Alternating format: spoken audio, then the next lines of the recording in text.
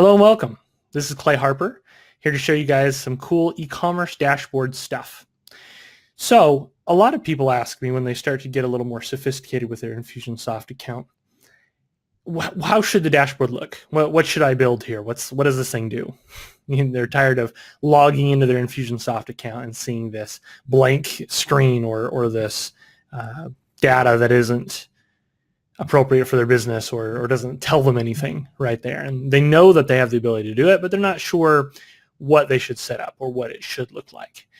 So let's investigate that. So I started off here with a priority path, this thing that I like to jump off of in discussing someone's business. And that's important because I want to point out, much like the campaign builder and so many things, you're not going to have a good dashboard unless you have a handle on your processes. For this reason, a lot of people, when they get started in Infusionsoft, don't get good dashboard set up. Someone might build you a campaign and maybe they didn't set up the dashboard very well. Hopefully that wasn't the case with you. Usually when you have like a sales pipeline or in some internal process, they end up building out a dashboard out of necessity, but not always. I just show you this to kind of anchor the idea that, hey, we really need to have our business processes in place if we're going to have a good, effective dashboard. If we're loosey-goosey on our processes and what's happening, it's difficult to create a dashboard. It's difficult to create a dashboard if you don't have, data in your Infusionsoft account too. You'll see that I mostly did an e-commerce one because I have some e-commerce data from my little H&H honey business. So that's what we're going to show you here today. So let's take a look. This is an Infusionsoft account. If you're new, you should know that, I guess, if you're watching this video. Sorry. And I have it now kind of zoomed out a little bit. When you log in, this is kind of the 100% view. I like to zoom out a little bit just to see everything. And I want to point some things out. Let's just kind of walk around a little bit, okay? In Infusionsoft, you're able to set up a few different dashboards.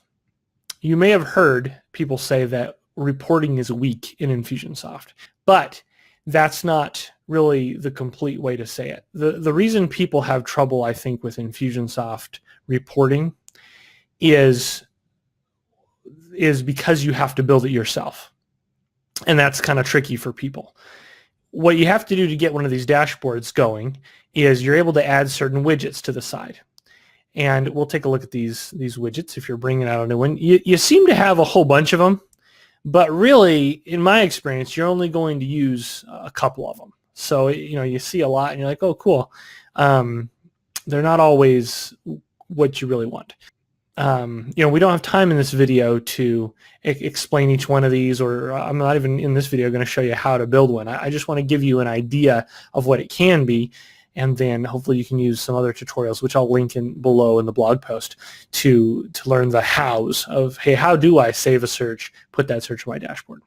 Okay, but mostly we're going to be using custom statistics, and that's because it lets us manipulate the data in helpful ways to just give us numbers. And for e-commerce, that's really important. All right, let's get to meat and potatoes. So this is my e-commerce dashboard, and there's a certain way that I like to order it. I'm going to have a little giveaway, at the bottom, and it'll show you kind of what I like to go off of, the ultimate Infusionsoft dashboard, what I like to use for that. So you can see that below, but this is a real live one that I've set up. So in a nutshell, here's what I have. On the top left, these are my real big stats, the stats to watch, the heartbeat of the business, okay? I have, hey, how many sales have I had this month? Last 30 days is what that's showing. Days this month where a sale occurred. You can obviously say I've had more than one on a couple days. That might be interesting to look at. Does it really spike in the weekend? Maybe that influences my PPC, that type of stuff. We can see the monthly revenue month to date, revenue 30 days. How are those different? How many people are on the list total? How many people are on my all-time contacts list? Right? That's my newsletter. That's all contacts, for example. Okay, so I have my heartbeat stats over here, the things I want to look at all the time. Below it, I have trouble. If something shows up here and it looks out of whack, so I'm not used to, I can dive in there and see what's wrong. How many credits or refunds adjustments have I had this year? That's my yearly refunds.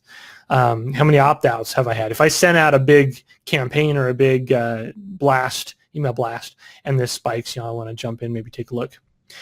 Below that, I have campaign stats. Okay, but I have stats to watch, trouble, campaign stats. That's the entire left-hand column.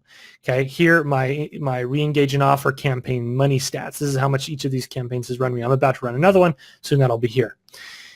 My Facebook ad campaign. Hey, I did a Facebook ad. How many leads did I capture? How many sales did I get in actual sales, and what does that represent money-wise? Now, this has only been running a month, so I'm still calibrating it. Obviously, it's not quite doing what I wanted to do. My website citrus home promo campaign. How many have I caught in the last month, and how many have turned into money? That's not right. Obviously, I made $2,000 from 2 sales. Anyway, you need to look at that. My referral partner stats. So, hey, if I have referral partners, how many referral partners do I have, and what's all going on there? That's a good search. I have it here as an example. I don't use referral partners. Referral partners that we owe money. Basically, this is the ledger, so you can see that here. Up top, we have more longer-term marketing goals. Okay, it's my average daily payments month to date. My average sales versus the last 30 days. How am I doing year to date, monthly? Unique visitors, the website, new leads in the last 30 days. How many people have I captured in the last 30 days, lead-wise? How many of those have purchased? Okay, and I'm happy with that ratio. How much money have I made this year all time? Honey business, it's not big, but not bad for a little side hustle. My 2016 stats, so I can keep an eye on for comparisons. My actual product statistics. How many have I sold of each product? You can see which one I've been out of for a while, but we just got to batch that in, so that's good. Good job, Orange Blossom, right? Another way to break it down, not by honey type, but by size, right? Quart, pint, pollen. Then all-time stat numbers. Some kind of fun to look at. Cool to see.